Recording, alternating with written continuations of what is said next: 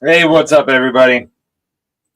Welcome to the October Veterans Whiskey Club live stream. Thanks for joining. My name is Mark. I'm the Washington State Ambassador for Warriors and Whiskey, which is the brand above the Veterans Whiskey Club that you see online. So, all you guys out there, make sure to share it. Let all your veteran friends know about it. We are trying to give a place here that veterans all across the world can get together, share some whiskey together, not have to worry about drinking and driving, not have to worry about people drinking alone, and just coming together and getting that camaraderie with people with like-minded. And you know, maybe you'll find somebody in your area that you could get together with in person. So if you are in the Washington State near JBLM area and you want to get together in some of our live get-togethers, not just a virtual hangout, because we do this the first Saturday of the month every month for Warriors and Whiskey. But when we have live in-person get-togethers like bottle shares and stuff, if you want to get invited, you got to shoot me an email at northwestbourbon@gmail.com. So raise your glass. Let's start this off. It's my first drink of the night. Oh man, that's good. I'm drinking April 1. If you guys go back to the April show, the show that came out in April for the first Saturday of the month, we had April 1 on. Fantastic whiskey, run by a Chief Petty Officer, Navy vet. Troy's a great dude. Had a great interview with him on the show, and you can check that out as well. Oh my goodness, chat's getting away from me. There's a whole bunch of people here already.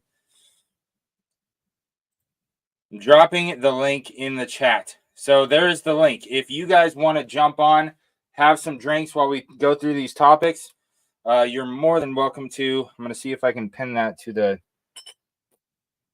See if I can pin that to... Let's see. See if I can figure out this technology here. Pin message. Oh my goodness, I'm getting it. Technology, I'm telling you. Lord Reverend Proof Rusty. What's up, Rusty? Good to see you, Rusty. Thanks for being here. The Bourbon Neophyte Anthony is in the house. What is up, my friend? Greetings and salutations. Tracy's in the house. What's up, buddy? Cheers. What's up, Brian? Fifth quarter. What's up, Scott? Cheers. Can't stay, but I hit the like. Thank you. You guys, there is a special tonight. Hitting the like button is free. So go ahead, hit the like.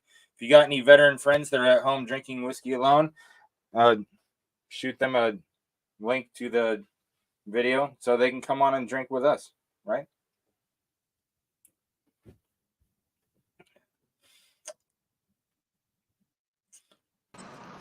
Randy and John are in the house. What's up, guys? Cheers. On Tommy motherfucking D. Tommy. What? Anthony's in the house. What is happening? Going to bed since this fed us to work in the morning. Want to stop by and say hi. Thanks, RJ. Appreciate you. Not letting you drink alone, buddy. I hope you get a chance to watch the replay. If you are watching the replay right now, I appreciate you being here. Go ahead and drop a comment in the comments section and let us know if you or a loved one served in the military, like what unit they were in, where you're at located. So there's other people in here that might be close to you and want to hang out, become friends. It'll be great. Tully, thanks for being here, buddy. I know Tully's been drinking some good stuff tonight. Mark, Mr. Great Shot, what's up, man? Cheers, Great Shot. Eric, what's up, man? Good to see you. Tim Evans is in the house. Sober October for me, just here to watch tonight. Thank you, Tracy. We have got an extremely awesome and interesting show. I don't know if all of you guys here in the chat and whatnot are tracking. Like, I bet you Bourbon Wrench doesn't even know about it. No. Let's go, baby. Cheers. Right, so, holy listen, shit, so it's the nerd.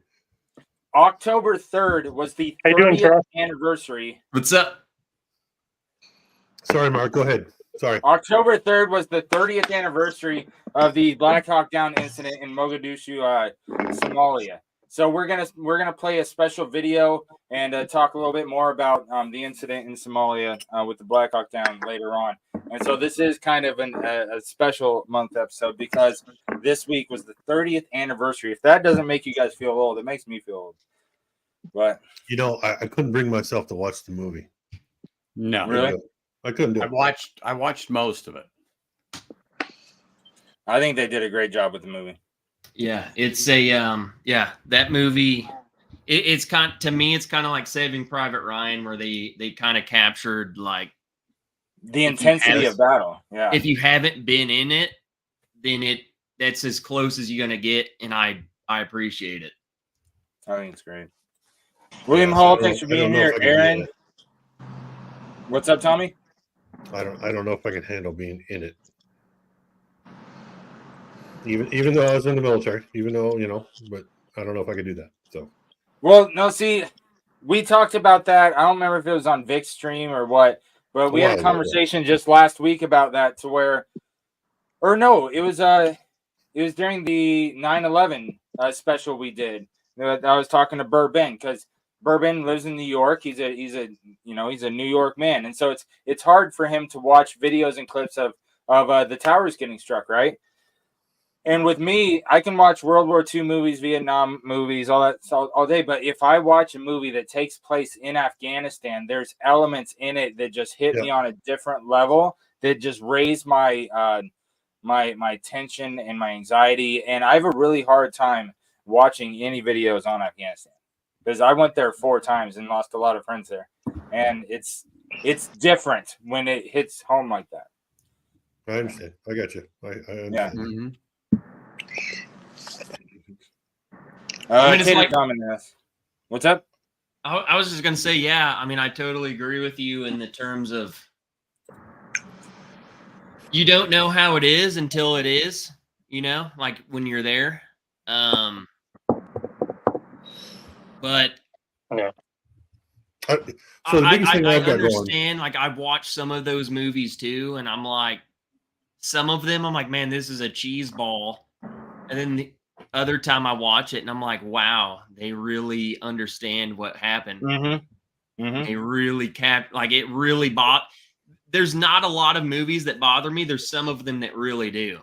And I feel like they really capture it. You know what I'm saying? Right. Yep. So it's like, man, they understood it.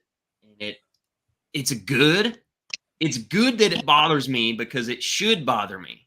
Because it should be the people who weren't there should feel that. They should feel the same thing. Mm-hmm. So if I didn't call out your name, like RJ Roscoe, Old Pirate, I'm going to leave you highlighted on the screen for a minute if we're in the middle of the conversation. I don't want you to feel like we're not recognizing you. Bourbon for Bacon put me in 36 engineer, 6'2 engineer, SA ons, brother. Engineers cleared away. Eric Mark, right on. All right, so first topic of the day, like every week, is what is the veteran whiskey of the month? Now, the veteran whiskey of the month is a brand new veteran-owned whiskey that I'm super excited about. I just talked to the owners earlier, and hold on, let me share with you what is going on here. Get this off the screen. Stop screen. Now, I'm not sure if any of you guys have ever heard of this because this is that new.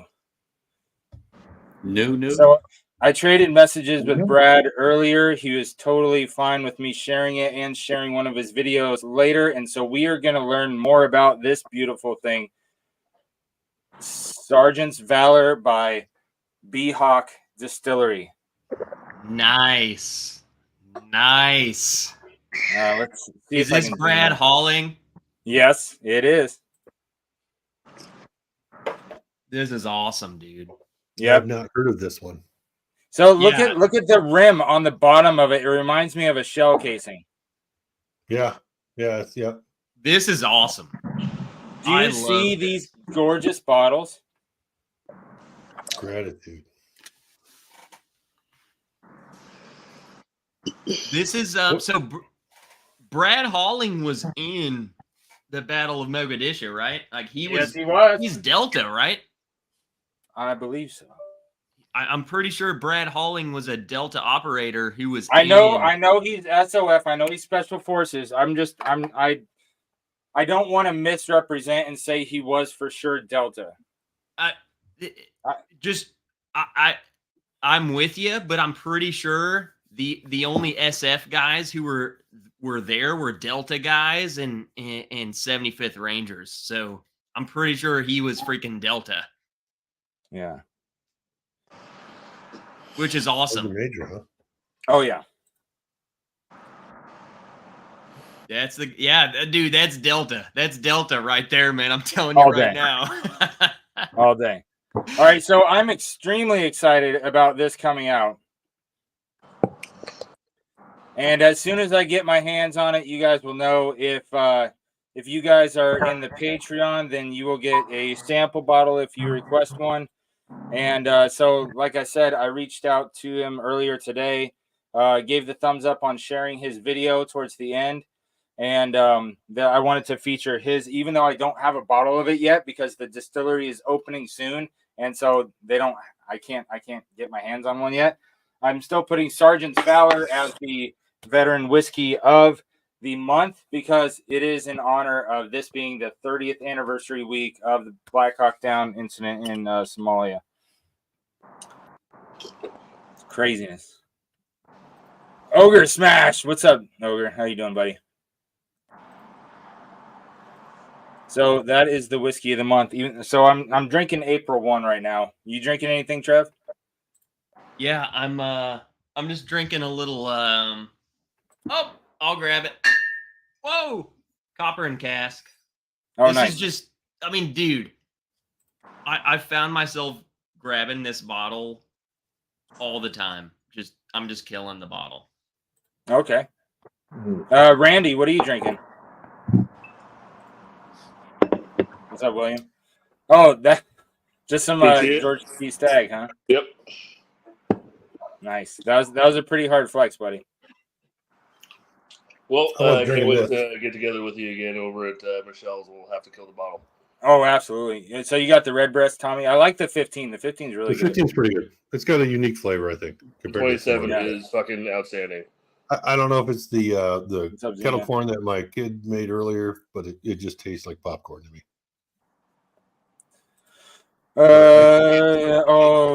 Anthony's internet went out again, dude. You've been having so much trouble with that lately. Good to see you, Z-Man and Ben. Good to see you guys. 93. I wasn't even seeing you. Yep. Yeah, it is. All right. So next veteran topic is honoring the fallen, and it's not just the month that they passed away. Also, your loved one. If this is the month that they were born, I think that's important to celebrate their life as well. I have two buddies who are October. Fletcher was my supply sergeant in Triple Nickel, and he was born in 1980, so he would have been 43 years old right now, or when his birthday comes up on the 16th. And Sergeant Fletcher unfortunately took his own life. And Sergeant Colors was killed on October 30th in Afghanistan. And I was there, but I was on a different base when Colors got killed. He was in the motor pool. He was one of our mechanics that, lived in the barracks with us. Great, very outspoken, funny guy. He was hilarious. But he got like direct hit with an RPG in the motor pool in Afghanistan. Yeah.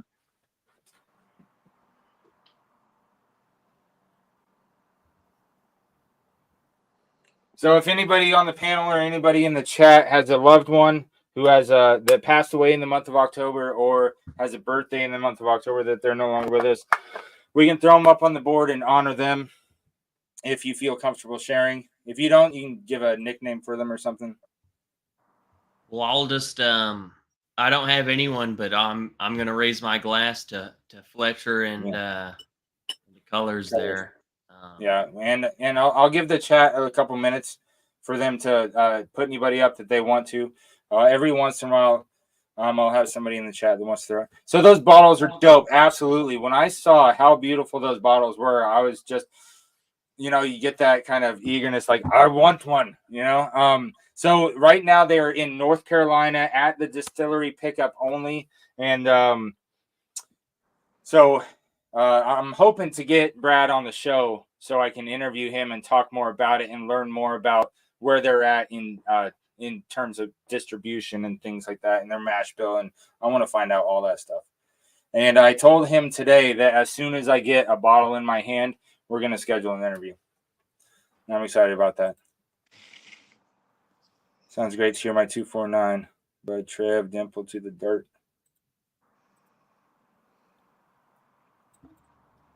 Wait, I heard 249. Yeah.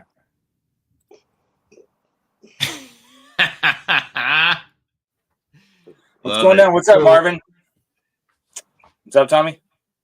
So 249. Jessica? 249 is why my hearing is gone. Brad Halling and Jessica Halling. Yes. Married? Yeah. So a sergeant major married a fucking colonel? Sweet.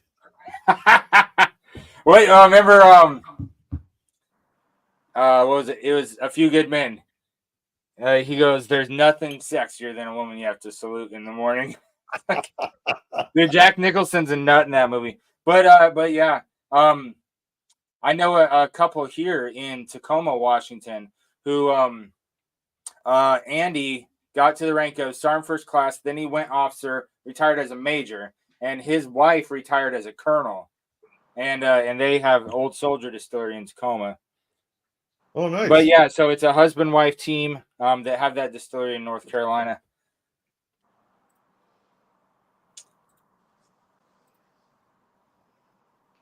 Nice. She was enlisted at first, obviously, but then yeah, cool. I'll just read up the story about that because they have a separate. Obviously, he has his bourbon and stuff and whatnot, but then there's the Madam collection they have, which is the gin. Yeah, and so Eric, I got your dad on the board, buddy. I appreciate you sharing, man. Appreciate the heart. Pistachio bourbon cream.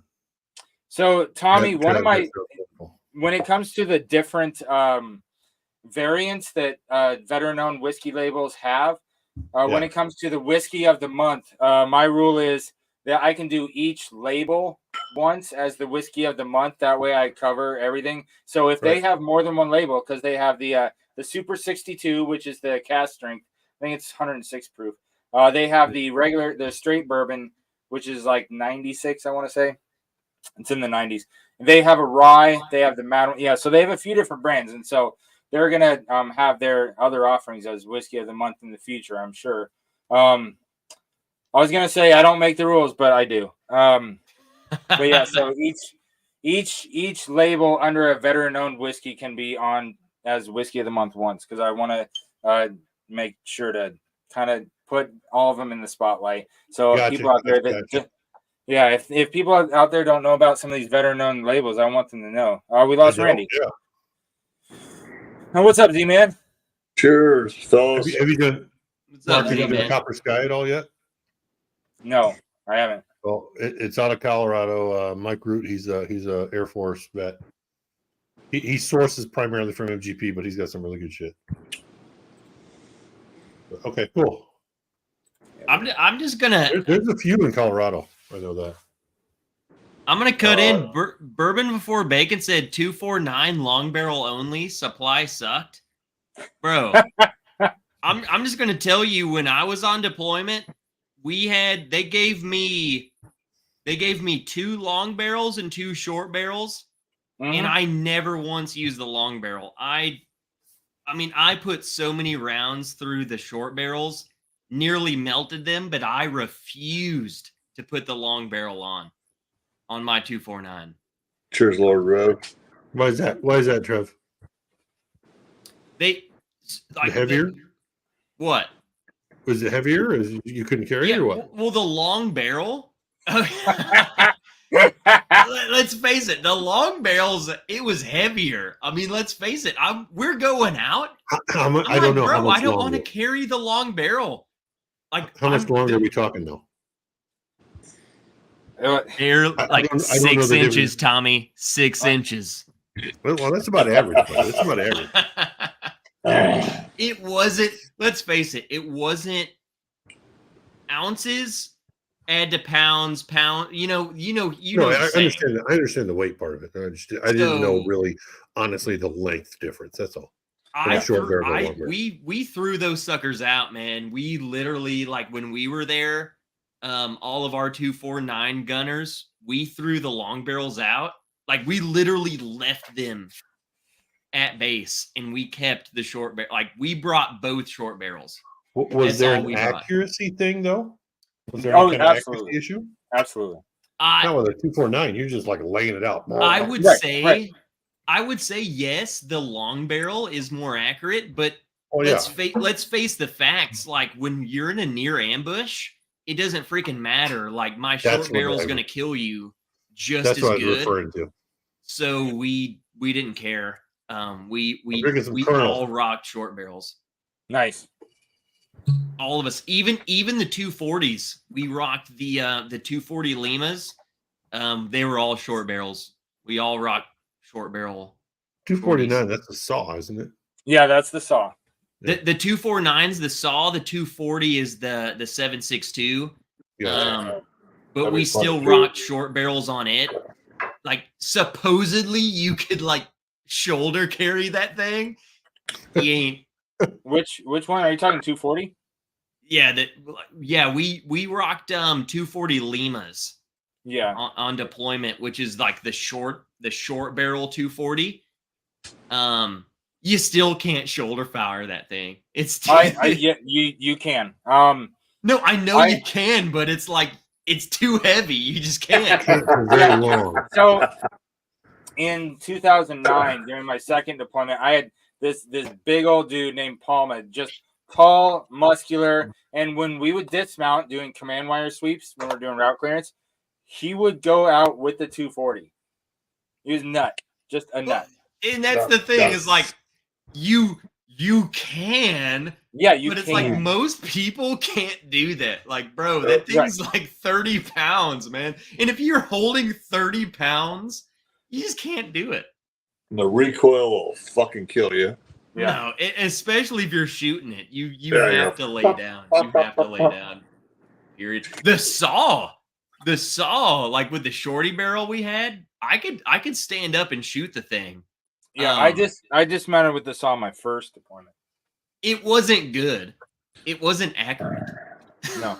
All right, so we gave the chat a few minutes to throw in anybody that they wanted to honor. Now, whenever I raise a glass to the fallen, I raise this horse soldier barrel strength that Vince signed to me. Whenever I'm raising the glass to the fallen, this is the one it gets, and it's getting low because there's too many friends I've lost out there. All right, so if all you guys have a special bottle you poured, now is the time to do it.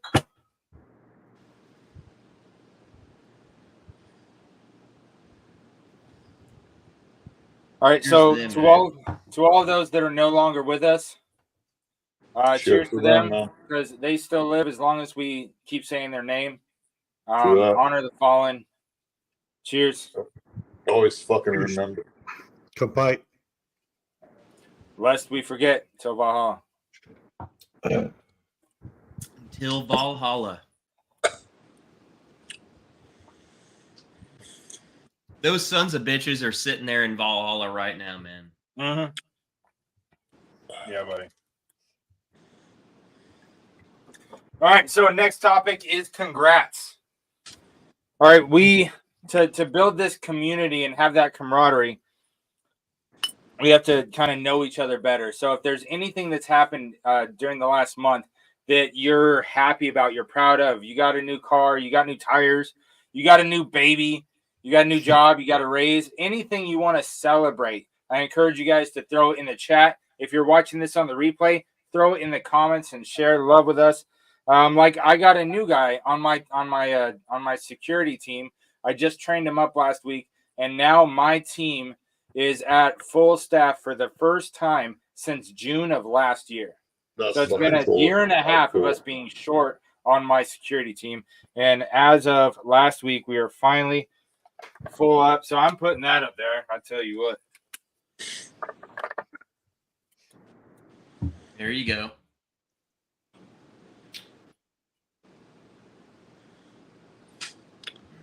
God, I get a lot of good stuff in the chat.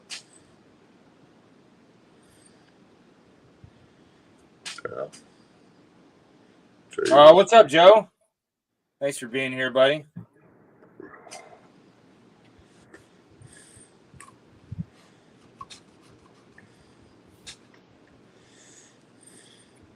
Goodness gracious. I hate to see you need another bottle for that horse soldier. Fallen. Thanks, William. Appreciate you. Cheers, Tester and Thompson. Yep. Glass raised. Appreciate you, buddy. Cheers to the fallen. Always. Cheers to being full up. Absolutely. Appreciate you guys. So, any of you guys on the panel or in the chat have anything you want to throw up that you want to celebrate? Anything in the last month that just went really well, or something new and exciting, whatever the case may be? I don't really have anything. I mean, just normal, everyday, shit. Yeah. I mean, I'm kind of in a pause with my life, with my wife's life. We're getting ready to move back to Japan, or trying to, but there's this pause where we're trying to figure out how we're going to do it, what we got to do it, that kind of thing. Yeah. And then we got our kids and shit like that. But so I'm just like, all right, I'm fixing the house, doing things, getting ready to sell. That's about it. Yeah. Good. Tommy, that's a Trying not to get fatter. That's a very subtle, like, oh yeah, we're just trying to go back to Japan. That's a huge thing. That's a huge step, man. Yeah. Trev, we can do it, but at what point do I want to go drop everything, sell everything? Yeah.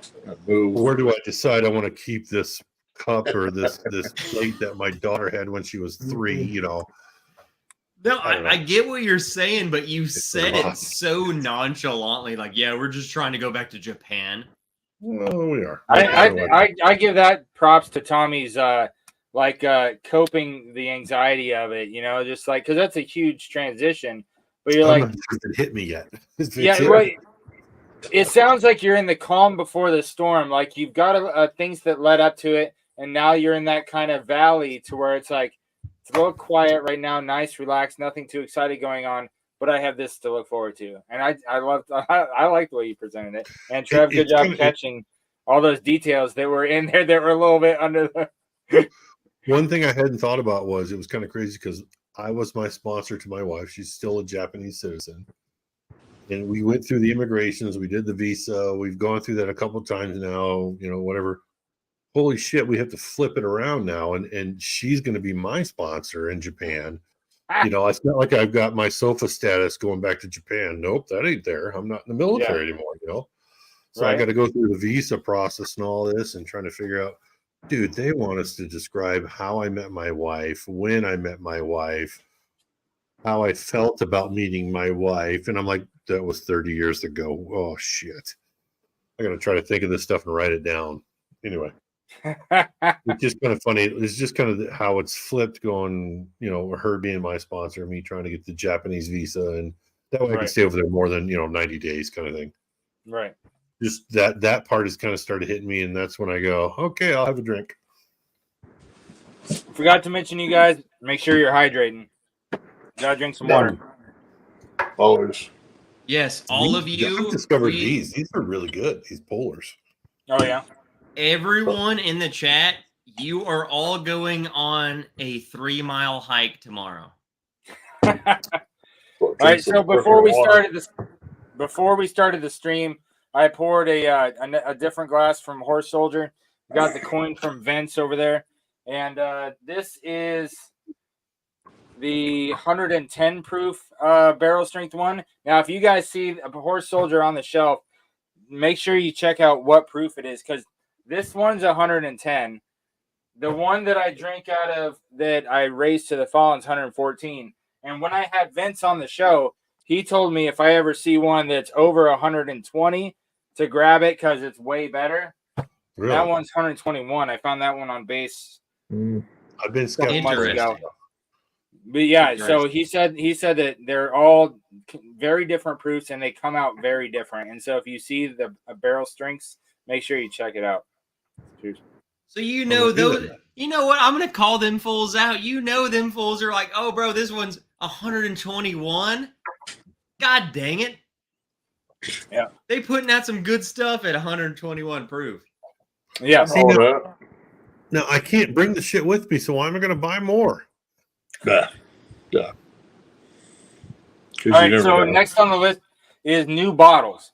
All right. So what new bottles did you get this month? I got the Holiday Soft Red Wheat. Did a review of that. That was pretty good. I got a handful of new Doc Swenson's because I had Doc Swenson's on the show, and he gave me some great recommendations. So I picked up a few new bottles of Doc Swenson's. Finally found Heaven Hill Bottle and Bond at a reasonable price. Just did a review on that. How much was that? 50-ish? 50? I have so many questions for you, but Mark. Oh, you got a new Sagamore? Heaven Hill Bottle and Bond, 50-ish, 40-ish? What? I got it for 40. Okay. But $5, average, Tommy, you see it between 50 and 60, and I think that's fair. Yeah, that's what I see it as. Yeah, I think it's very fair at 50 to like 60. 54, something I thought. Right. Check this shit out, though. Oh, you got an 81? It's a 175 from Chris. Yeah, it is. Oh shit! And then he found me a cat Obtanium. I guess him and his buddies kind of did this.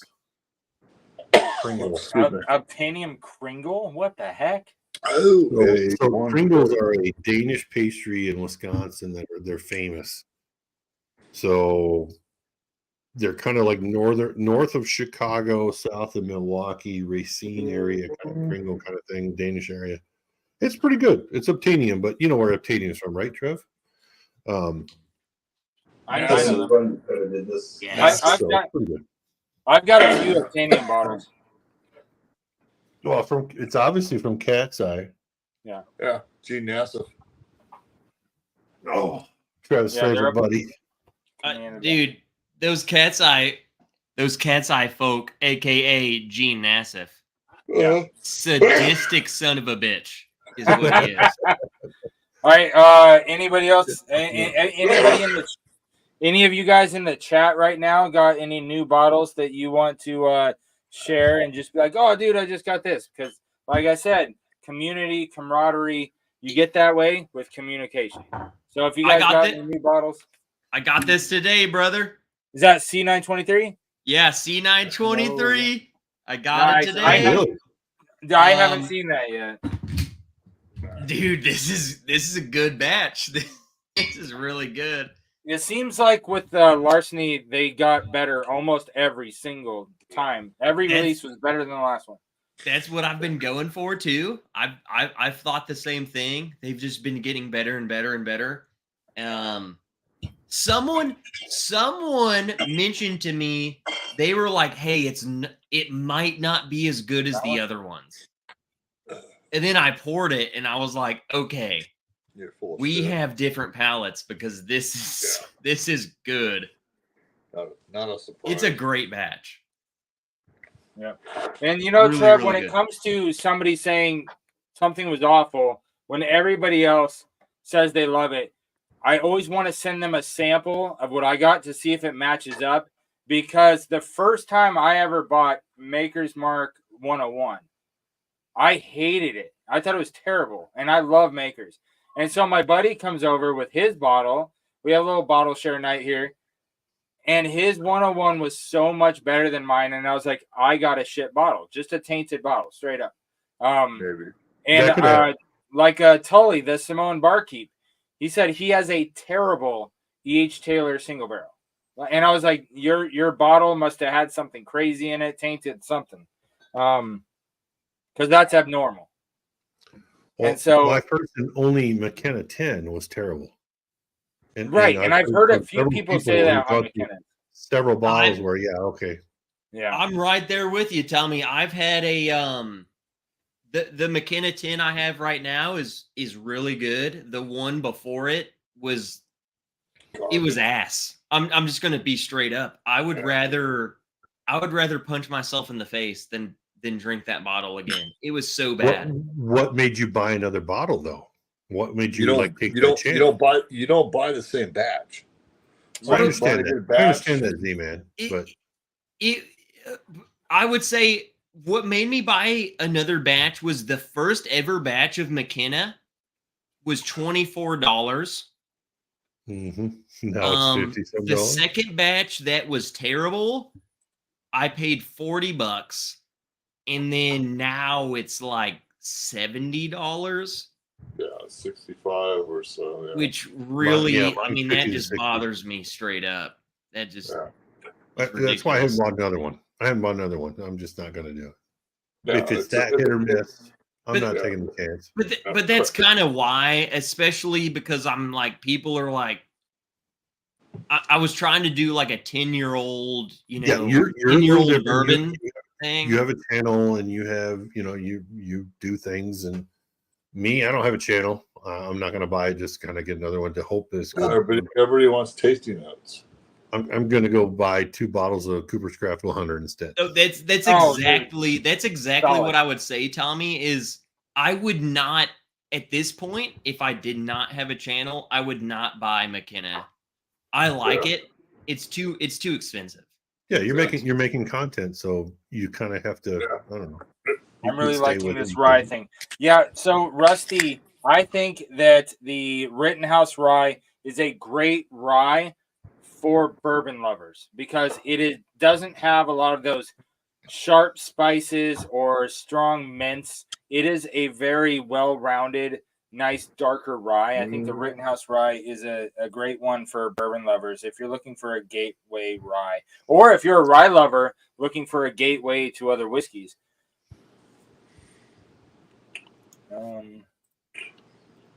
Let's see. We're about to spread the news.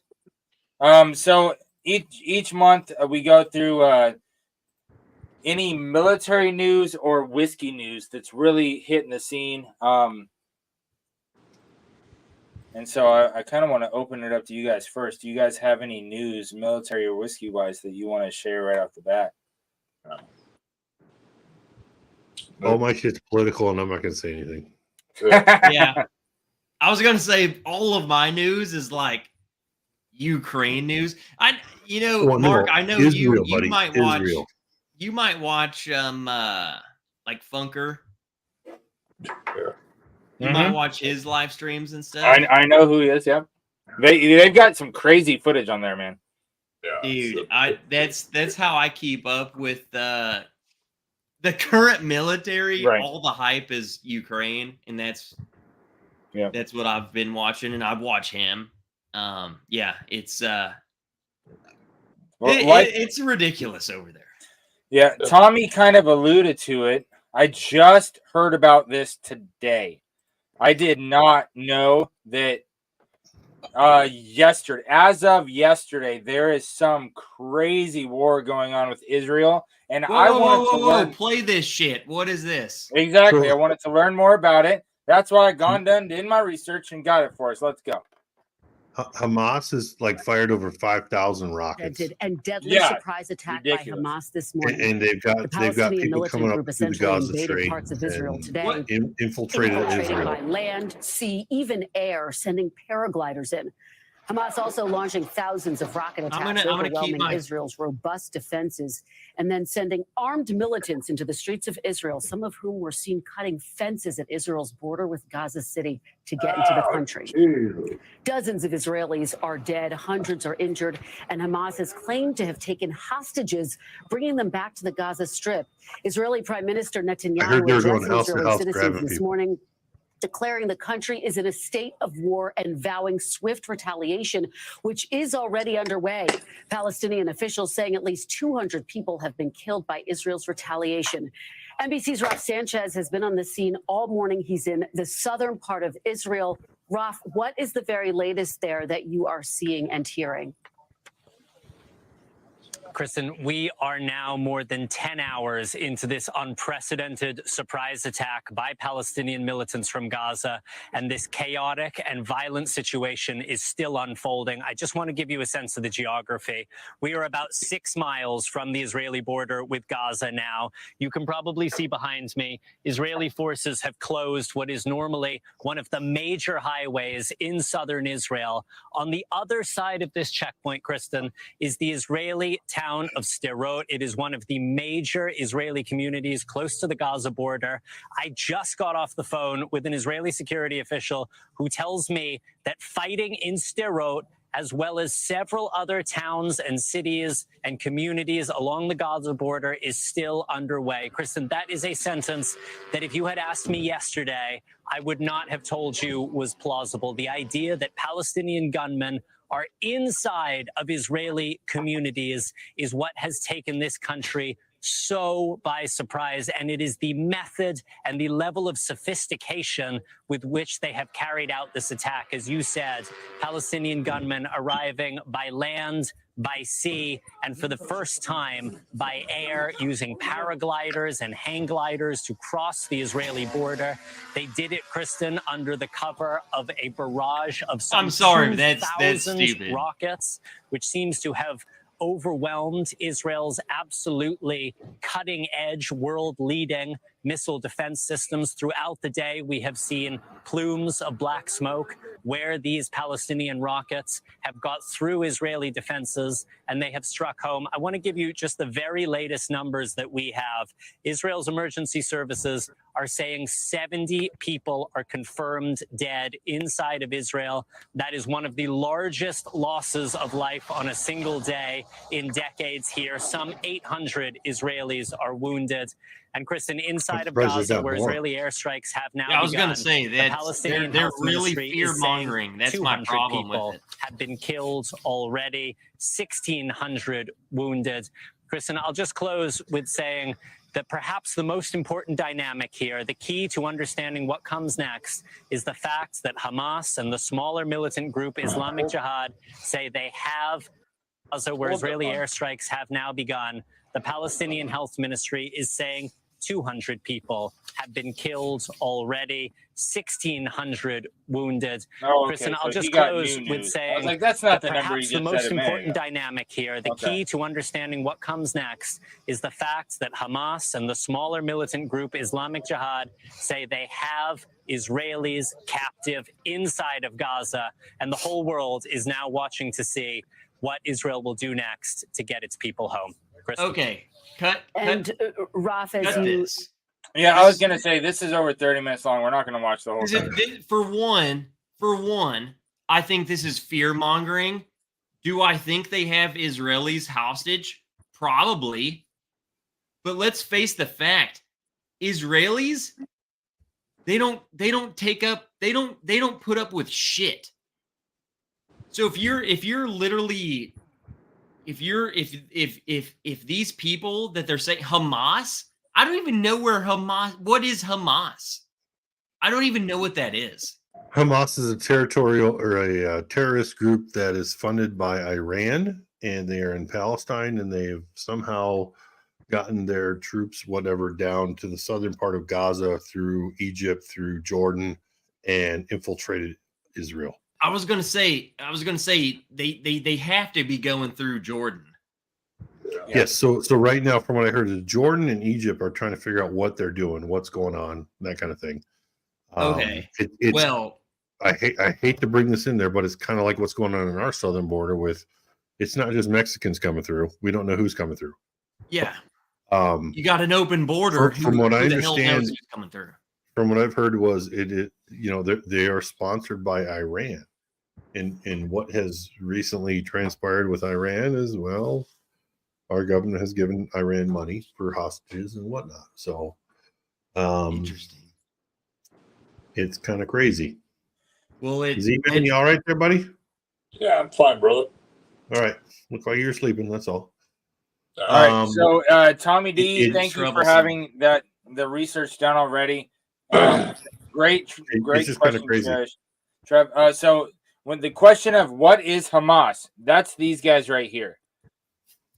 Yeah, they're Islamic. I love this. Palestinian I love you said Trev asked what is Hamas, and we pulled up a what is Hamas, and we got a full-blown terrorist organization. Oh yeah, and so I really They're appreciate homed Tommy in Palestine. having that off the hip, and so it almost comes into a social situation when I bring up that is something that I think is going to be different in future generations. When somebody asks someone a question and the response is GTS, Google that shit, right? There's a huge difference of what just transpired just here to where Tommy knew because he had already known about it, right? And I Googled it, what is Hamas, right? And so I came up with the same answer, but it wasn't as ready and it wasn't as educational because I'm reading what other people wrote instead of it being an active conversation. You know what I mean? Well, and so been around for a long time. Right. Oh yeah, it's said since the 80s. Yeah. You remember the bombing in Lebanon and shit like that? Yeah. Of the Marine Corps, Yeah, that was Hamas, absolutely. Yeah. But they're sponsored. They get funding and stuff by Iran, the number one terrorist supporting country in the world. So anyway, I'm not trying to say Iranians are bad. I'm just trying to, it is what it is. It's just kind of. What's up, DMC? Crazy.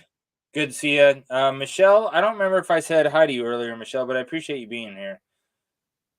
This is kind of what I worry about. I hate to say this. I'm not saying that we're going to get attacked like in Red Dawn, but our our focus is on Ukraine. Well, a group of teenagers with an RPG. Some of the video coverage of people that are coming through the southern border that are Chinese. Mm-hmm. Why are so many Chinese coming through the southern border? Anyway, why are there so many military? Who's all coming from the southern border? You're right. But I've seen some news broadcasts and some guys, some local stuff. They've gone through and like, who are you? Where are you coming from? Who are you? Where are you coming from? That kind of thing. And they don't look Mexican, but I say that because I'm on your side. I agree totally with you. That's what's scary is that we can't say, who are you?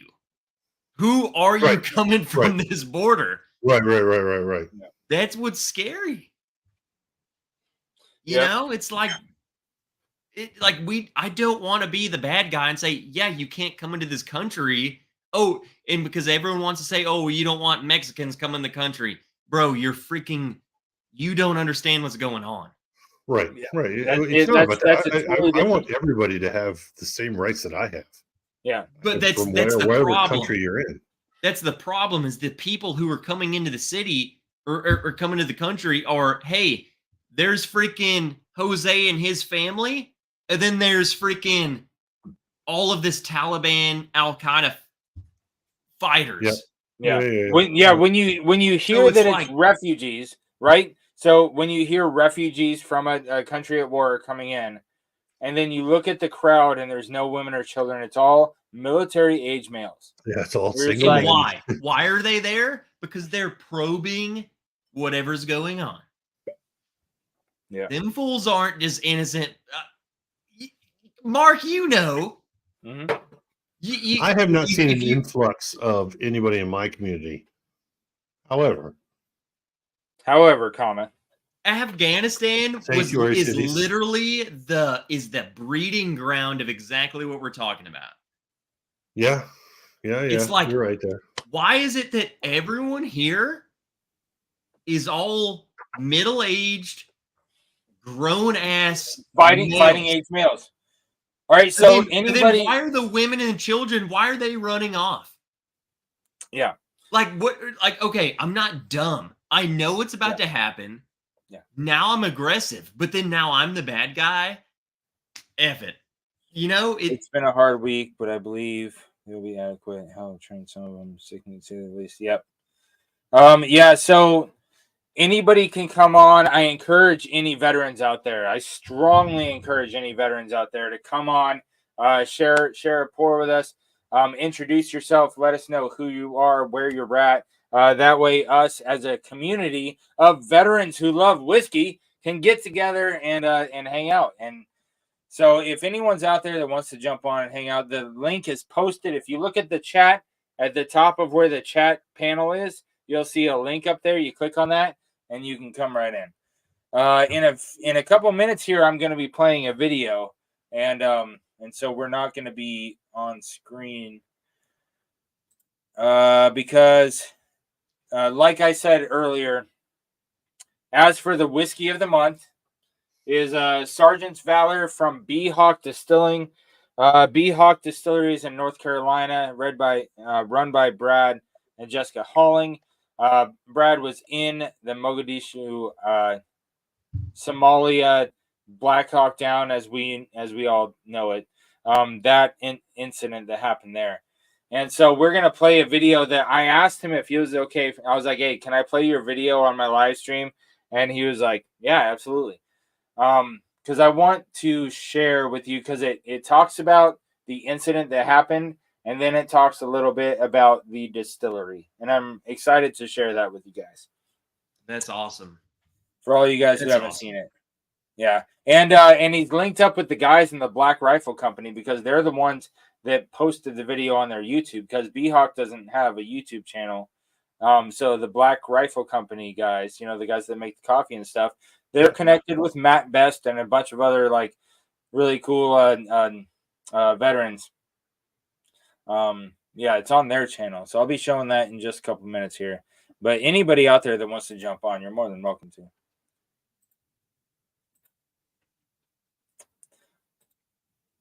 And media moves through the narratives as soon as we get through the rest of this. All right, so we talked about the veteran whiskey of the month is Sergeant's Valor Bourbon. Now, in the future, when I get my hands on it, hopefully we get the Super 62 and the Rye and all their other great offerings. But this month's is the Sergeant's Valor. Beautiful bottle. Honoring the fallen. We gave congrats about things happening in our life. Talked about new bottles we got, and we talked about the news. Most of the news we talked about was from what's going on in Israel, because that just kicked off yesterday, and it is some nonsense. Tommy D, you said it was like 5,000 rockets in one day. Yeah, I heard Hamas had shot off 5,000 some rockets from, but I mean, they're not that accurate. They're just shooting shit up to go. But they've got video of them. You can see video of the shit going. I'm like, so you got video them not being accurate is worse. Oh, I know. Because if they were accurate and hitting high value targets, right? HVTs. They're just shooting. If you're shooting them at high value targets, that's one thing. If you're just lobbing them at they're country, considering anywhere in that Israel is a high value target, though. You're gonna have tons of innocent civilian deaths. What's up, Rusty? There's so many videos of them. Good to see you, buddy. Can see where the rockets are coming from. Hello, Israeli Air Force. Bam. Right. So I hate to say this. I really hate to say this, but if they can't control it, if they can't pinpoint things or whatever, Netanyahu, the Israeli leadership, they're not afraid to use nukes. I mean, let's think about it. Jesus, make Palestine a fucking glass lake. Holy shit! Just I'm gonna 4 or 5 nukes right there. Advocate. You're done. I'm gonna play devil's advocate, also because I don't know.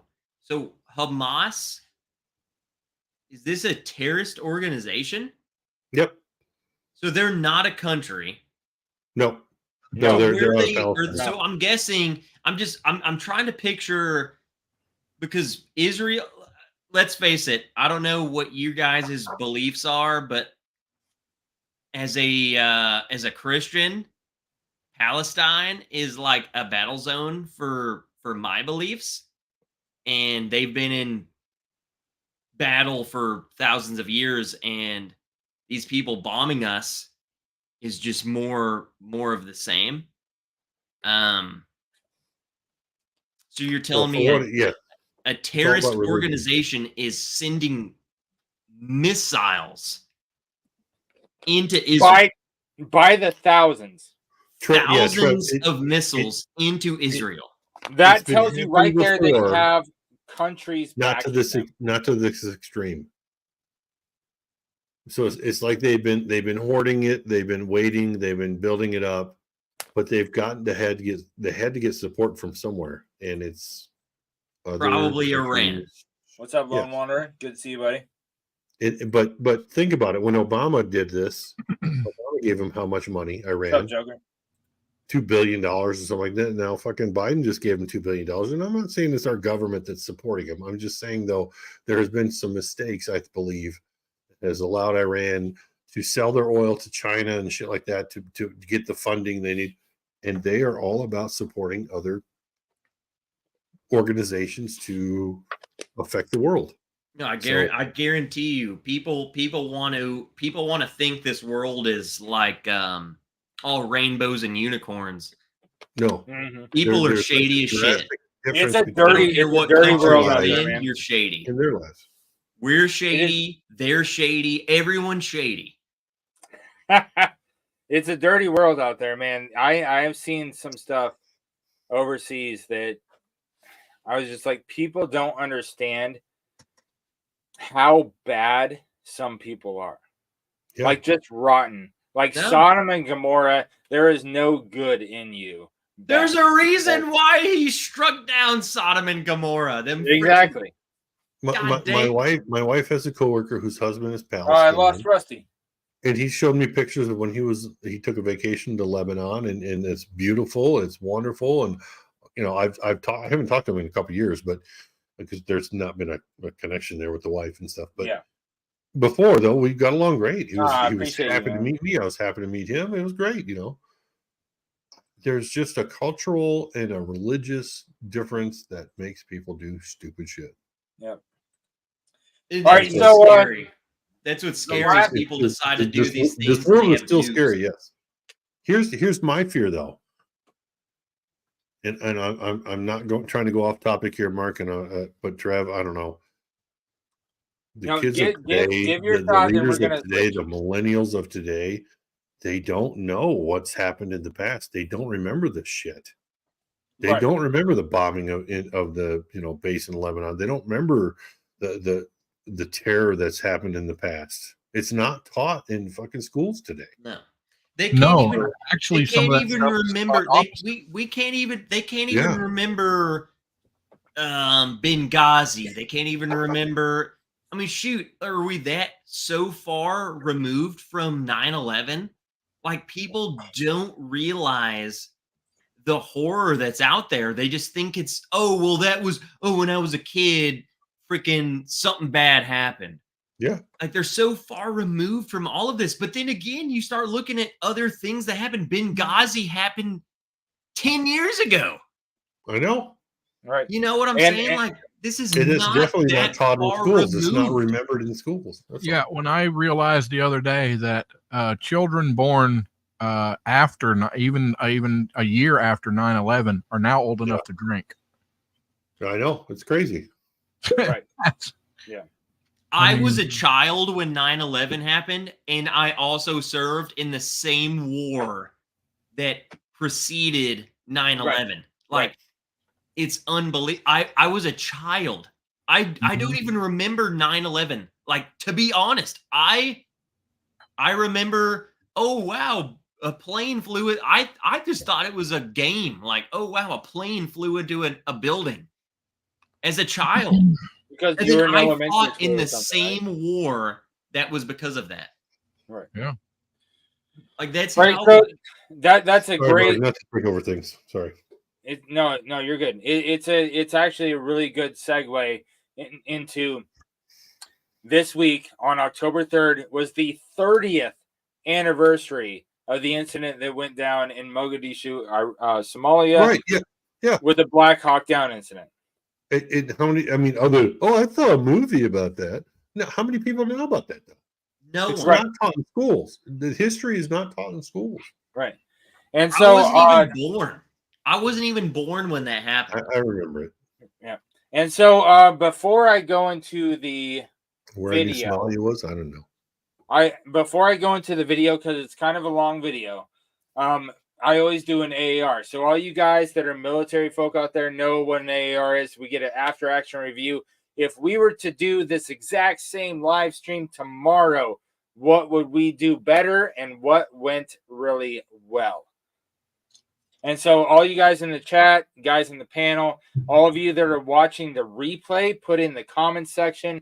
If we were going to do this same live stream tomorrow, what would you want to either do better or do the same because it went well? Go ahead. I would try to have more details about, especially since we were talking about Israel and what's going on. I would try to have more details. Right. You're right, because I was completely unaware of what was going on in Israel until about an hour and a half before I went live. And so if I had some more time to prep for that news topic, that would have been great. I was going to say, I didn't know about this until right now. Like, I didn't even know what Hamas was. Which is kind of a downfall of me. I've gotten off of social media because I hate hearing about shit like this. But it kind of, this is stuff you need to know about. And I feel like your local news doesn't cover shit like this. They cover the Kim Kardashian and who are they having sex with right now? Who cares? And they talk about Taylor Swift being at the football game and blah blah blah.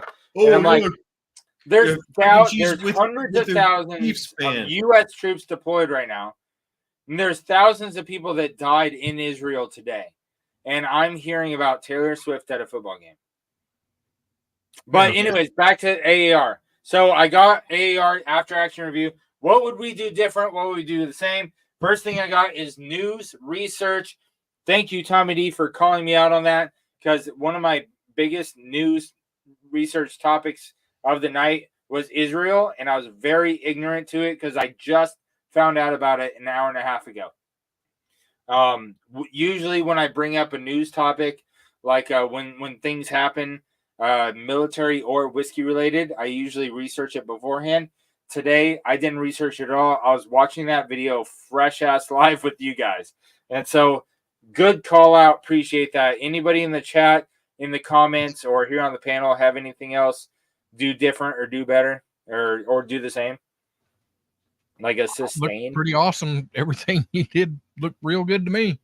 Oh, I appreciate you, Rusty. Thanks, man. I would say this is totally irrelevant, Mark. You probably, I know you know what I'm about to say. The Sean Ryan show actually just put out an interview of the 30th. He interviewed a guy who was on Delta during Mogadishu. And you know what? I will put that link in the description of the video as well. Because if right now you go to the video description, I've got Warriors and Whiskey, their page. I've got them in the comments, so you can click on their stuff and learn more about them. You can find them on Instagram through the link in the description. B-Hawk Distilling, the bottle of the month with Brad Halling in them. So their website and their Instagram is in the description right now. But yes, Trev, this week, sorry. Yeah, it was on the anniversary of the 30th anniversary of the Black Hawk Down incident. They published the interview with one of the other guys and one of the other survivors of that, and that was a freaking fantastic episode. Well, it's more than one episode long, but oh man, if you have the time to dedicate to watch a multiple hour long interview, it's really good. It's really good. It's 3 episodes long, and they're like 3 hours a piece, right? Yeah, they're like 3 hours a piece, dude. But I'm gonna put that right now. I'm gonna put that link in the description. So AAR wise, what was your go? I kind of started the conversation with you while you were getting to an AAR point on that. What? Me? Yeah. Dude. Yeah, Trev, you brought up, we were talking about after action review, what we could do better, what we did good, and you brought up the Sean Ryan episode. So I was just wanting to circle back around to where were you going AAR wise with that? The only thing I would add, because I know the AAR. God dang it! I know the Come on, Army. Come on, Army. Shut up, Tommy. Do push-ups. Words are hard. I'm in the Air Force. I don't do that. Holy crap. I know how they work. If I had to do anything, it would be the more of the Hamas stuff, because I didn't really know what it was. I would like, if we bring it up, I would like a little more information on it. Yeah. Because I had no clue. I had no clue about that at all. And Right. It's just me being a degenerate. Like, I don't keep up with news. No, I no. don't keep up with this crap. But Trev, the information is out there, obviously, but the status of the world has been very calm in that area for a while now. Now there may have been small, patches here and there. But yeah, we haven't heard about Hamas in a long time. Well, yeah, no, Tommy, Yeah. I get what you're saying. I'm just saying, like, in terms of the AAR. Oh, I got you. What I'm saying is, like, when we bring it up, So Yeah. this is like a military thing. If we bring it up, I would be like, "Hey, what is that? I want to know all there is to it." Gotcha. Which, that dude, at the end of the day, So we're all civilians right now. We're drinking whiskey, so I don't care. Basically, you're giving more ammo to Tommy's comment about if we knew more about the Israel thing before we brought it up, it would have been better. Yeah. That's my feedback. Which, yeah. There's a YouTube short, or not really short, but a thing going on, and the media is questioning is like, how the fuck do we need to know this is going on? I mean, Israel has a really robust, information network on what's going on, and the U.S. does too. But how did we know that this was not going to happen because of how well it was planned, how well it has been completed? It's not completed, but how well it's been done with that amount of missiles being fired, with the infiltration through the southern Gaza Strip. How did the intel community fail with not knowing this was going to happen? Not planning or not, identifying it. It's been my belief that what's up, Bourbon? Because the media is so left. I mean, they're kind of they kind of step on the side of. I understand the media, sure, and there could be stuff going on, and they're not reporting on it. What do you guys want to know? You watch, in a few days, they're going to turn it around, and they're going to start making, Israel, they're killing all these innocent people, and they're bad, and what do you want to know? Yeah. What do you want to know? I've been there. About Jewish people? No, about how they all look like Jerry Garcia. He does look like Jerry Garcia. Holy shit. Yeah, but what are you guys questioning? What do you want to know? Like, I've been there. I've been. No. I'm not I've been in questioning Gaza. anything. I've been on the border. Yep.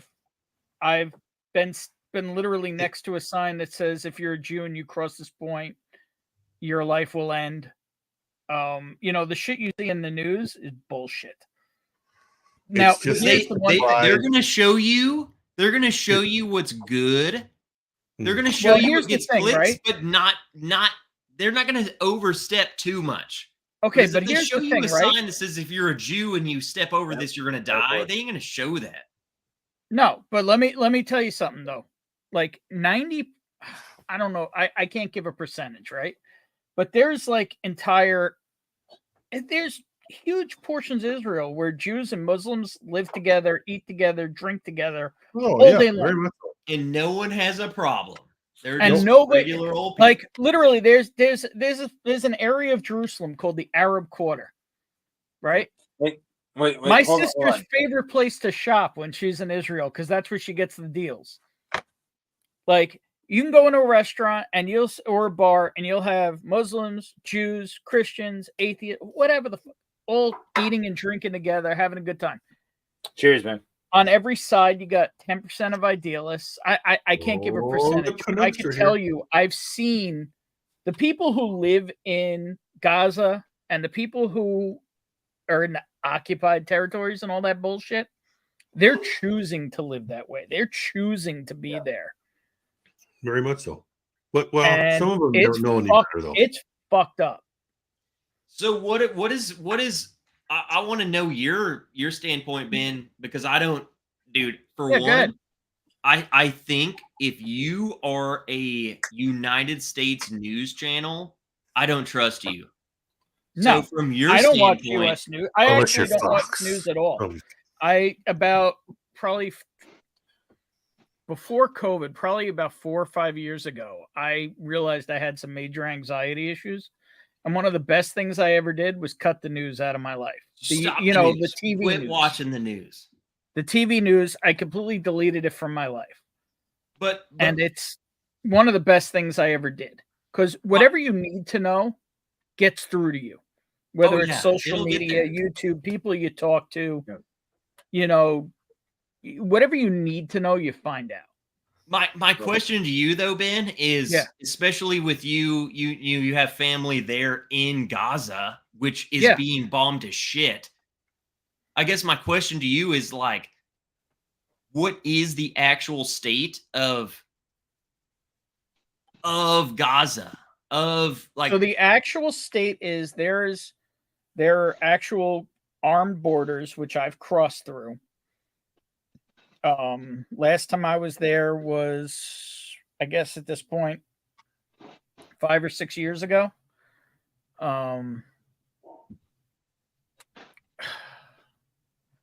I guess I don't understand. What do you mean by what's the state? So, okay, if you look at, we all know. All right, I got an important question. People though, are being bombed. Like all of these bombs and missiles are going off. Like, what's the actual state? Like the news focuses on like, oh, we have 1,000 missiles dropping here. So like from your experience and your family there, what are we looking at in terms of missiles being dropped? I could tell you that Bonnie said that Bonnie got a text message that one of her relatives was walking home from a gathering and there were bodies laying in the street of Israeli citizens. It's not good. Just straight up bodies terrible. laying in the street.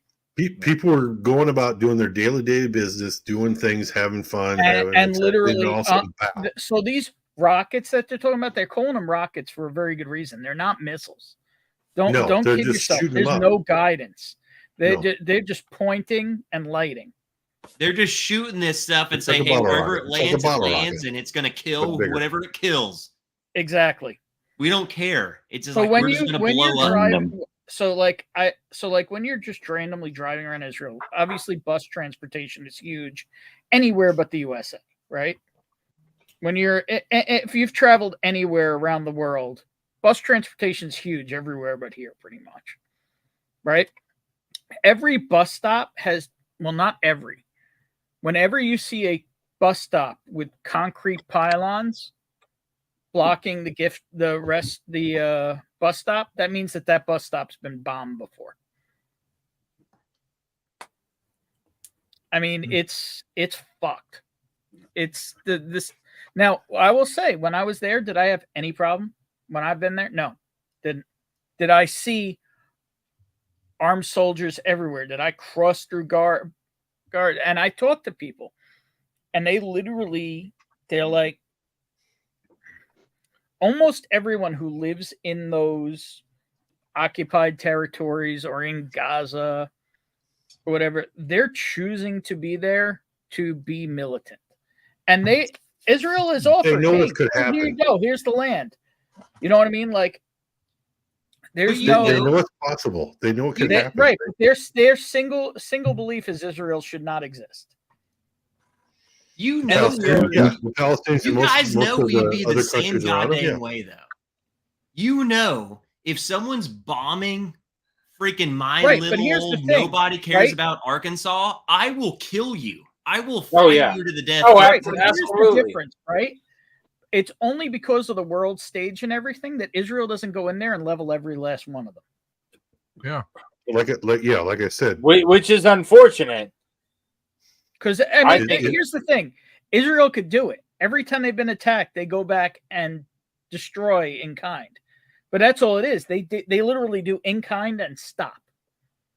Because if they do any more, then all of a sudden they're the bad guys. Like you said, it's because days, it'll all be the Israelis. It's because you also they have the UN puppet over them and say, "Hey, whoa." And the problem is that who formed modern Israel? The UN. Mm-hmm. So they literally pull the strings. Now the other thing is that there's this little. I don't even know how to put it. Like I am not. Everybody knows I'm like the worst Jew on the planet. Anybody who knows that I'm a Jew. Right? I mean, like it's in my DNA, but I waste money like it's going out of style. Come on, Ben, let's go eat some bacon. I love bacon. I love pork. I make a damn good pulled pork. I do everything wrong. But like for somebody to hate me just because I was born. Yeah. And I've dealt with it, is like, fuck you. Sorry to put it that way in such kind language here, but yeah, no, you're good. I know it's not my stream, but like racism is racism, and that's the way it is, though.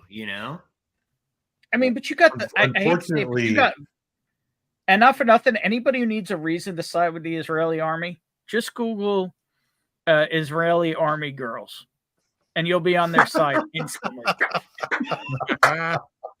I'm re-enlisting right now. But wait. No, I know exactly what you're talking about, man. I'm not entirely sure what you're talking about, but I think I know, and they're pretty hot. So yeah. No, Trev, you don't even understand. If you don't know, you need to do some non-miswrench knowing research. No. I know, and I am ready to go back to war. Let me tell you. The world was lulled into a virtual peace type situation, other than Ukraine, obviously. All right. And that's why Trev's here, and I've been drinking. I'm going Makers. Yep, I'm gonna carry us forward because a lot of this conversation needs to happen back screen. All right, so just recap on today's show.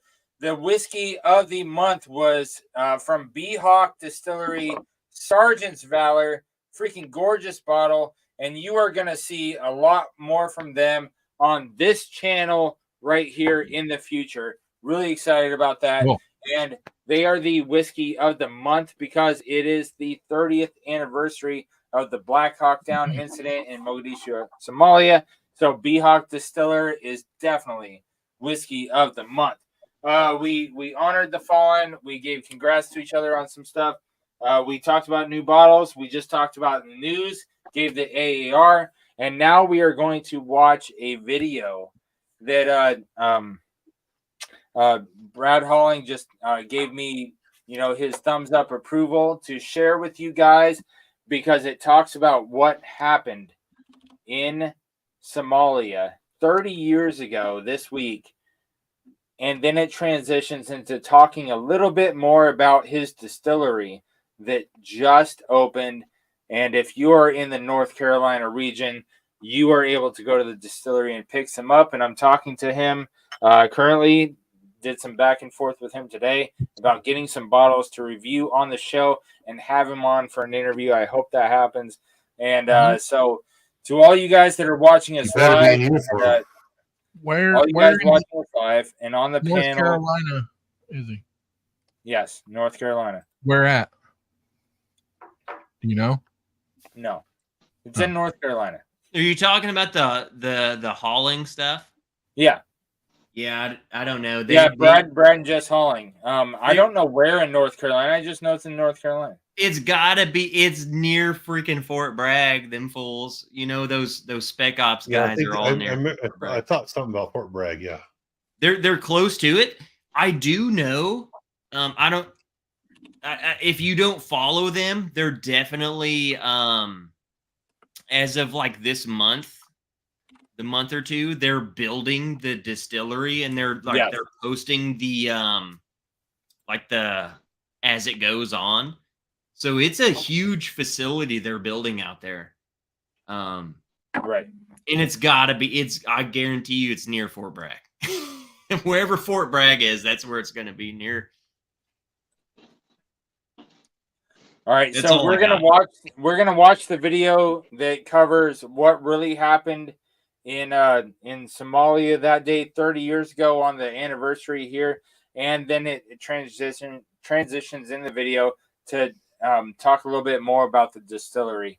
And like I said, I reached out to him and made sure it was okay to share this with you guys, to all you guys watching. So if any of you guys in the live chat want to jump in to join in on the backstage shenanigans that goes on after this video is played, but after this video is played, we're going to cut the live stream and go to the backstage shenanigans. So, wait, do any of you guys on screen right now have anything you want to say about what we covered so far? I would just like to thank you, Mark, for having this opportunity, for providing this situation, or this type, not just coming on here and let's drink whiskey and do something or whatever, for having this type of environment to be with. I appreciate it. Hey, thank you, Tommy. Second I that, try to Tom. I try to give everybody out there a totally different I'm trying to offer something different. So everybody out there across the world who Definitely. is a military veteran, especially, a place that they can come and chop it up with other veterans or other people who are, like-minded individuals. Active. Yep. You don't have to, get a DUI or drink alone. You can come here and chat with us first Saturday of the month, every month. This is what we do here. And I appreciate you appreciating that, Tommy. I didn't know you did it only on the first Saturday of the month. So, okay. Yeah, it's first Saturday every month. Every month, first Saturday of the month, we do a military veterans live stream. Cool. Yeah. All right, guys. The distillery is Southern Pines, North Carolina. Oh, it's Southern Pines. Right on. There we go. All right, so this is a long video. Anybody wants to cut out or watch it later, go ahead and do so. Hey, Ben. There's a law probability that if they shoot enough rockets, they're going to shoot a helicopter down. Wrong Ben. Sorry, wrong Ben. I heard Demon it Hunter. on the radio before I saw the aircraft. You guys got audio? Good. We've been hit. Some more followed up with bird down, bird down, bird down. Snipers were engaging. The miniguns were engaging. For the first time in my career, we were on the defense, and that shook me.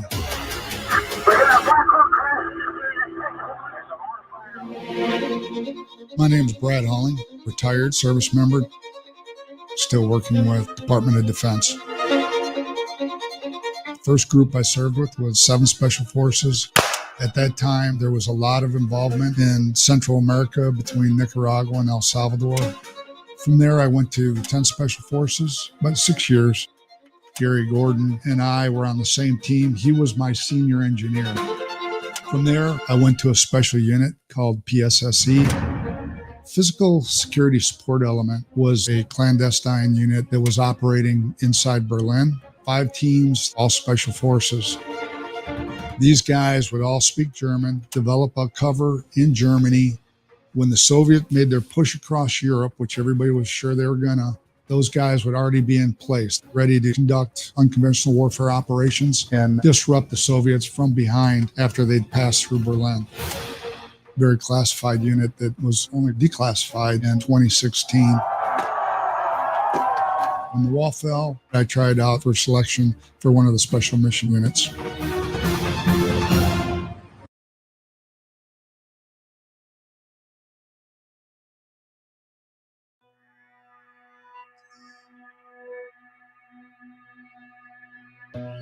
Loyalty is pretty embedded into my DNA.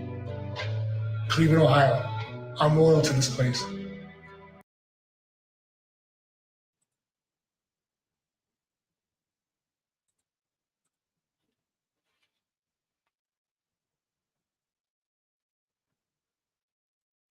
Hold on. Hold the phone. Why did it not play the entire video? You just went to an ad, right? You just went to an ad. You just had to hit skip ad over in the bottom right corner of that. It went, that was an ad. Oh, okay. Oh, yeah. Okay. Goodness gracious. I freaked out for a second. It's okay. I was like, don't do this to me while I'm live. My bad. I logged the journal, and the only reason why I remember a lot of the events is because I can go back to this journal. 26 August 1993, we deployed to Somalia. Somalia was in great famine. The United Nations said, hey, we need to intervene. We need to get food supplies there. Mohammed Farrar Aidid was a clan leader and certainly the most dangerous warlord in Somalia. He was the general of the Somalia National Alliance, very well educated, training from some that had fought in Afghanistan against the Soviets. Somalia has always been clan warfare. The different clans were trying to compete to own Somalia. Well, one of the ways you could do that was to own the supplies that are now coming in to feed the famine. Aidid and his clan started to hit some of the UN supply lines trying to take these goods. They ended up slaughtering a bunch of Pakis, part of the UN process. After killing the Pakis in the UN force, Task Force Ranger was formed, trained specifically to go after Aidid. We set up shop in a huge hangar on the airfield where we would conduct operations all the way up to October 3rd. My job as part of Task Force Ranger was that of a sniper. Only by luck, I ended up actually being on the same team once again with my good friend, Gary Gordon. Gary Gordon and Randy Shugart, they were my teammates. On October 3rd, I was out on the beach when we got the next call. It was a meeting of Aidid, a bunch of his lieutenants. The area where that was, Valor Market, was home ground for Aidid's forces. The plan was to contain that target building where these officers were, put out on four corners, Ranger blocking positions. The assault force was a little bit older than some of the blocking force, so most of us had more experience. And we were going to go get those guys. We were going to pull them off target. It was 2:55 or 3 o'clock, bright daylight, and we were wheels up and moving to target. 2 sniper platforms. Super 6-1 carried 1 sniper team. Super 6-2, the bird I was on, carried another sniper team. We were going to fly opposing in a circle to help with outer perimeter. They decided because of how many people they thought they were going to have to pull off target and where it was located that it might be better to go in with a ground convoy. And they were going to load these guys up in 5 tons and then support the convoy back to the hangar. Getting in on that target, there was an incident with one of the Rangers, Blackburn, who on infill had stepped out of the helicopter. He'd missed the rope. Basically, he'd fallen 60 feet. He needed immediate medical attention. That was the first shift from the plan. Now we needed to get Todd Blackburn off of target and back for medical aid. A small element did just that. On their way back, they started taking significant contact. My Ranger School buddy from only a year and a half prior, a kid named Dominic Pila, took around manning the machine gun, the first casualty of the fight. For me, the perspective was a little different because I was up in the air. My role on the 3rd was, again, a sniper on the same bird with Randy Shugart and Gary Gordon. What you see is chaos and you see confusion, and that was real. That was the day. The whole time we were there, I always thought that there's a law of probability that if they shoot enough rockets, they're going to shoot a helicopter down. Yep. I heard it on the radio before I saw the aircraft. We've been hit, and then some more followed up with bird down, bird down, bird down.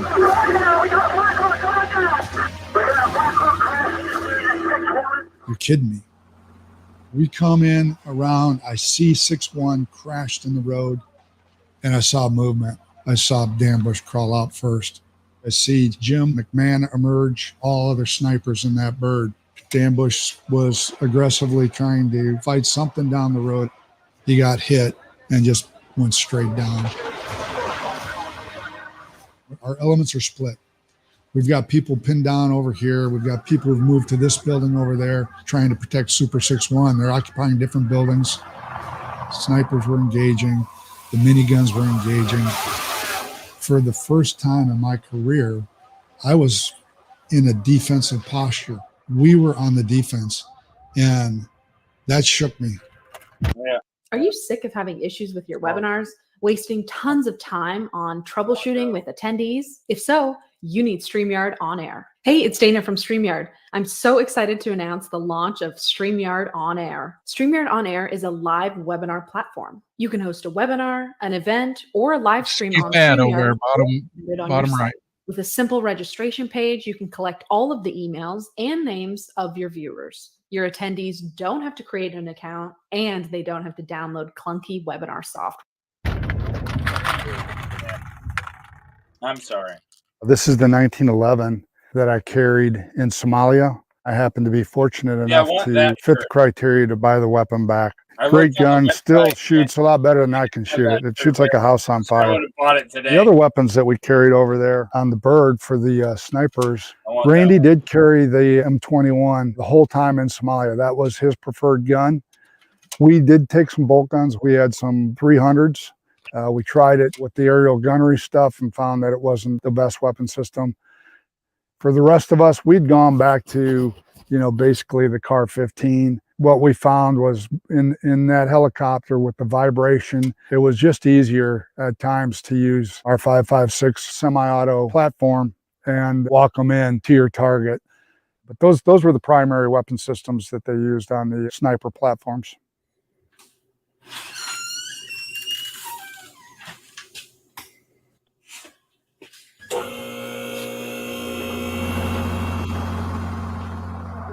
This bird is down. We've got pilots who are pinned. They can't get them out. There's a big movement starting to go towards this Super 6-1. We're one bird that's trying to cover this whole area that's suddenly gotten bigger. They call in Mike Durant's bird because what they have are two miniguns. CSAR bird came in, Air Force guys on it. We're going down the rope. They're going to help build this perimeter around the crash site. That bird took an RPG. An amazing pilot, Dan Gelada, held that aircraft until the last guy got off the rope before he pulled forward. And spilling fuel, he got that thing back to the airfield. That's so We're opposite of Durant's bird, Michael Durant and his crew. They get hit. This is the third helicopter hit by an RPG. By the time that bird went down, the comms were total chaos. Everybody's world was in a window this big, and it was as bad or worse than the window next to him. I look up, and the door gunner, Paul Shannon, gets shot through the hands. The gun goes quiet. I got up, helped him with his hand. I gave him my Car 15, and I ended up on the minigun, and I never got off the minigun. We could see Durant's helicopter. There had been requests made to go in and try and assist them. Gary and Randy went there believing that they were going to be able to recover these guys and get them out. And I believed it. When they left, I didn't have any feeling that that was going to be the last time I saw them. But I will forever remember seeing them leave that aircraft. I can still picture it. I can even tell you Gary was out first and Randy got out after Gary was on the ground. Wow. What actually unfortunately happens is the crowds did realize this bird went down, but their cover was our bird.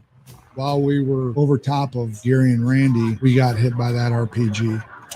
That RPG came up through the floor, went through my leg, and then up into the engine compartment. I still remember the flash being first, the heat that followed, and the immense overpressure in that bird as that round detonated. And I remember the unbelievable violence. That airframe started shaking. Pilots flying that aircraft, Jim Yacone and Mike Gaffina, took that bird with whatever it had to fly, somehow got just enough lift to take us a couple blocks away from the last crash site and basically put us down into the port with a very hard landing, but we survived it. Looking over at Paul and asking him, where's my gun? I'm thinking, what's next is the firefight. My second concern, can I stop myself from bleeding out? Crawled over to the other crew chief, asked to get his belt. Those guys helped me get the tourniquet on. to control my heart. I really worked on trying to remain calm. I get word that there's a helicopter coming in.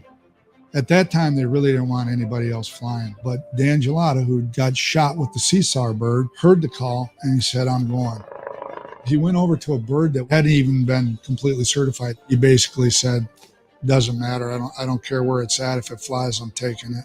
And he got in that bird and he came getting me to that MASH unit. My goal was to stay calm, to stay conscious. I'm holding my own tourniquet. It wasn't tied down. They'd given me a big OVM screwdriver out of the back of the helo somewhere, and we cranked it up. And I rolled into that MASH holding that tourniquet. I wasn't quite ready to let go because I didn't know if they knew I was holding my own tourniquet.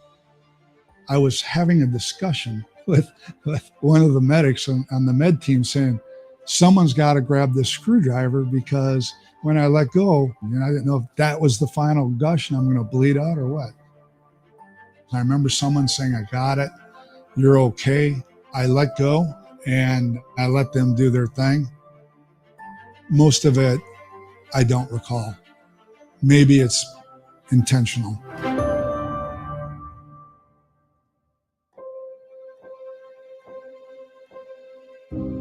I'm an orthopedic surgeon. I grew up in upstate New York.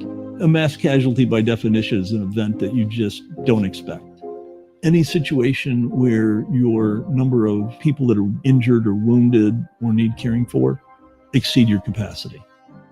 3 October, it was a Sunday. John Holcomb, who had been embedded from Task Force Ranger, had the only communications with the Rangers. He comes in and he goes, we're in trouble.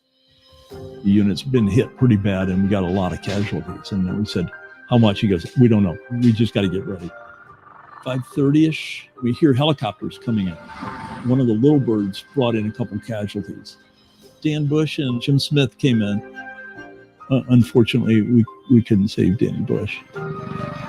More people are coming in. We're getting everybody set up. Shortly after that is when I met Brad. He was fully conscious and fully in control. Looking down, I see his leg and I see sort of bandages and just blood all around his knee. And I look down and I see a belt and a screwdriver that was this long. We had no combat tourniquets. This is one of the lessons learned that we developed after that. And I'm like, this just doesn't look good.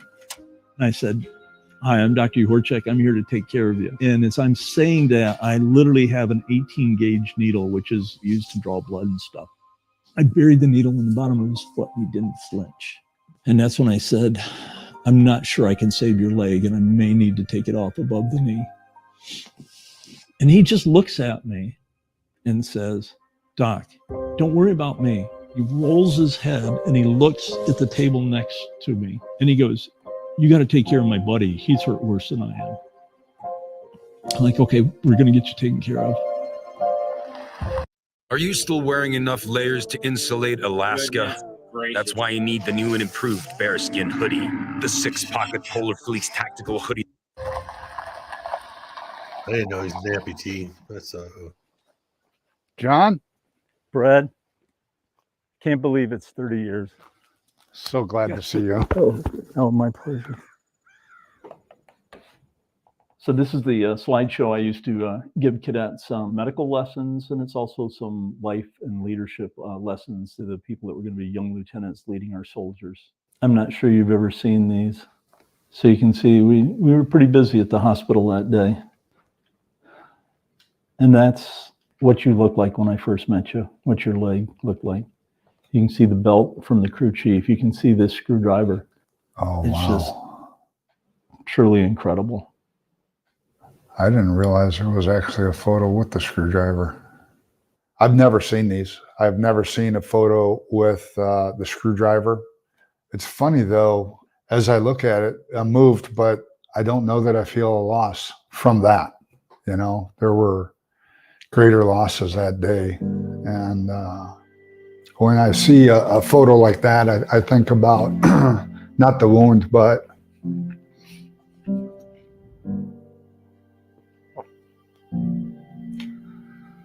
some of the responsibility that I should have after that, being able to walk away with that. And so many didn't. And it's changed the way I live my life. Yep. The gentleman that was next took an RPG to the hip, and how he was still alive. Just the desire to survive is truly an amazing thing to watch. Unfortunately, he died a couple hours later over in the ICU. And then it just continued all night, one after the other, one after the other. We had no ICU doctor. We were in the operating room and literally would tell the nurses, give them blood, give them morphine, give them fluids. If they're on a vent, get the tech to help you adjust the vent settings. Good luck, you're on your own. Stick your head in the door if you got a question. We'll try to give you some guidance. Our OR techs would finish a case with me, take all the instruments in the back, clean them, and once they were processed, they would go back and do another case. And then they would just do it again. And they just kept going around that circle all night. We were in continuous operations for about 36 hours. I did 22 surgeries in that 34 hours. 22 Around surgeries? Midnight, I'm going through and getting ready to find out what do we got left. And I come up to Brad. Somehow somebody had given him a satellite phone. He's like, hey, Doc, it's my wife. She's a nurse. She'll understand. Talk to her. And just pushes it in my face. All these things are going through my mind. And I'm like, hi, this is Dr. Yorchek. And I just hear all this sobbing. If the surgeon loses control, then the operating room loses control. So you had to be 100% in control, no matter what your emotions were going on inside. I stepped out into the long hallway. I said, he's alive. Unfortunately, he lost his leg above the knee, but he's coming home. He'll be home shortly. And I said, I'm sorry, but I really got to go. I got a lot of work to do. And I wiped the tears off, turned around, gave the phone back to Brad, looked at the next guy, said, hi, I'm Dr. Yorchek, and I'm here to take care of you. That was the first time I met Brad. There were all these reasons why I shouldn't have survived. We had over 70 wounded from that battle. From the task force, we'd lost 16, and then there were 2 10th Mountain lost as well, so there was 18 from the battle.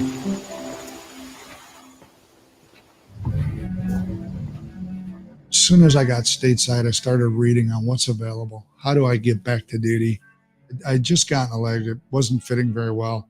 When I got home, I had all the guys who, they weren't setting any boundaries. They're like, hey, strap that leg on and let's go to the gym. Hey, that doesn't prevent you from working your chest. My therapy was all my buddies. Well, I know I progressed faster than most people today going to physical therapy because every day I had a mate dragging me somewhere, believing that I could do it. Here I am on the climbing wall, no leg, doing 3-point climbs. Here I am, in the gym. 4 months after that injury, I was skiing. What I did have to deal with, and I did it quietly and alone, was survivor's guilt. I had to get past that. It made me set goals. Today, on October 3rd, I run. I run not because I love running. I run because those guys didn't come back. They can't run. Yep. Oh, man. The distillery Beehawk that we're building is kind of the culmination to all of this. And Beehawk represents all those guys lost. In the service, we've got an eagle down, means we've got a soldier who's been injured. Mm-hmm. The feather that adorns that facility, the feather that'll be on every spirit that we produce, will be a nod and a remembrance to all those, not just Task Force Ranger, but all the service members who've given for this great nation. Absolutely. The 46 Medical Task Force was a 52-bed hospital that handled over 80 patients in 34 hours, took care of some seriously wounded people. Those nurses, doctors, all the enlisted soldiers, that unit never got a citation for what they did in Somalia. What? That they got no recognition for something that they stood up and did a tremendous job in a very difficult situation. I think that's what I want this to be remembered for. When it came to being the consummate medical professionals that kept soldiers alive that were critically injured to come home to their families, we did a hell of a good job. That battle answered every question I had about myself. While I lost my leg, I am proud to be a part of that fighting force. Absolutely. It certainly changed me, even though there's still pain. 30 years later. It's been a good thing. Holy fucking shit, man. Dude, I cannot believe that they have not been given a unit citation. Yeah, that's insane.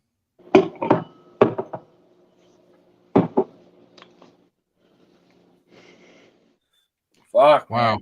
I can't believe that the unit that helped them out hasn't been given a unit citation. All right, but so I wanted to share that with you guys because I reached out to him. I asked him if it was okay for me to share that video with you guys on the live stream, and he gave me the thumbs up and let me know that it was okay with him for me to share that.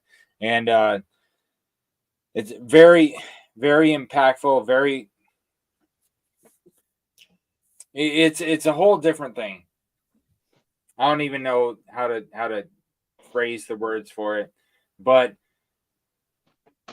this week was the 30th anniversary of this event, and so I wanted to share that with you guys because I thought it was significant, and I can't wait to have them on the show and to get a bottle of their whiskey that they're doing in their distillery in North Carolina. So I appreciate you guys hanging out this long and sharing that moment with me just now. Thank you, Mark. Cheers, guys.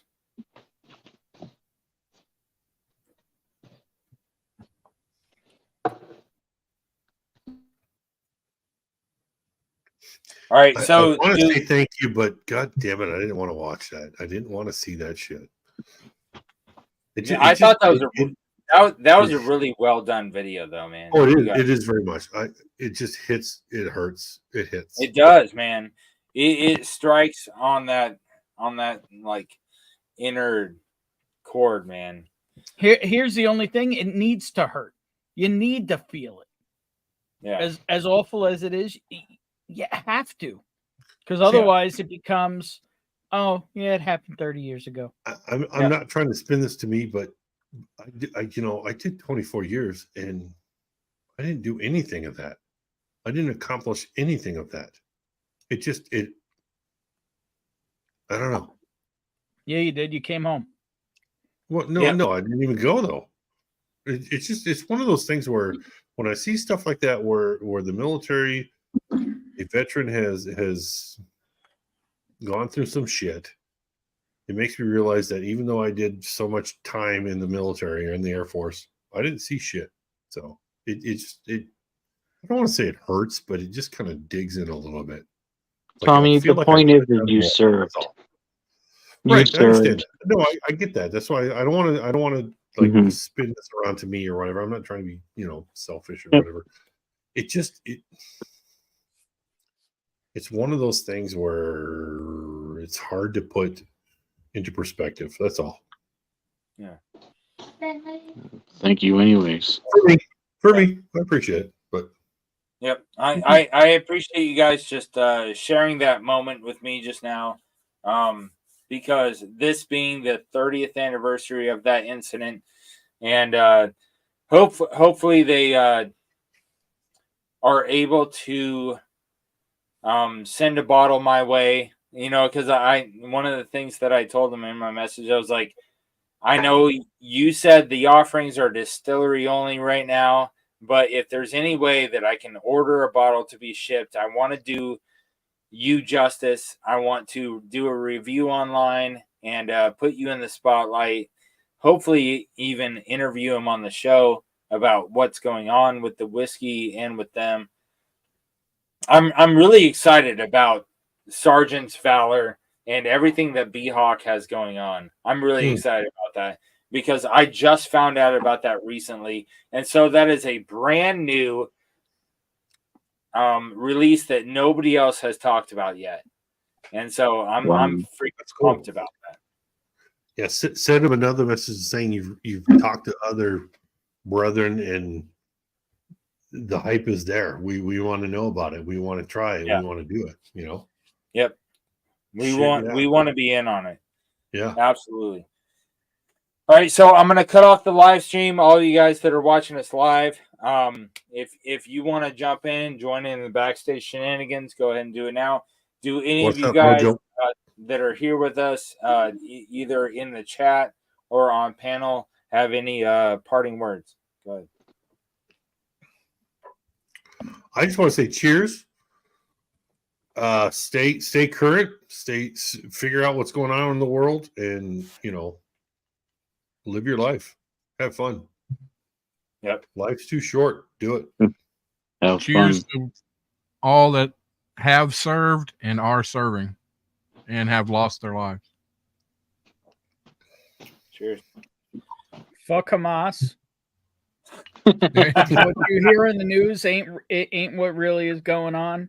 Yep. And Mark for doing this just illustrates your giant hog. Cheers.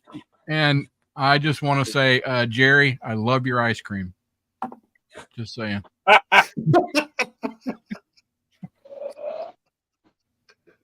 right. I appreciate you guys. Bless those 20 airborne. Yep, absolutely. Cheers, everyone. Grayson. Hey, thanks, William. Appreciate you guys. So join us in the back stream if you want to come into that. And just to reiterate to you guys, the first Saturday of every month, we do a veterans live stream like this. And so you can go to the playlist because we have everything sub-categorized in the playlist. Go to veterans live streams in the playlist, and you can watch previous months. Because every month we do veterans live streams like this on the first Saturday of the month. I appreciate all you guys being here. Take care of yourself. Take care of those within your sphere of influence and be a positive influence on them. Because for evil to prevail, good men must do nothing. And so us as good men, we must do something so evil does not prevail. Cheers. All right. Good night.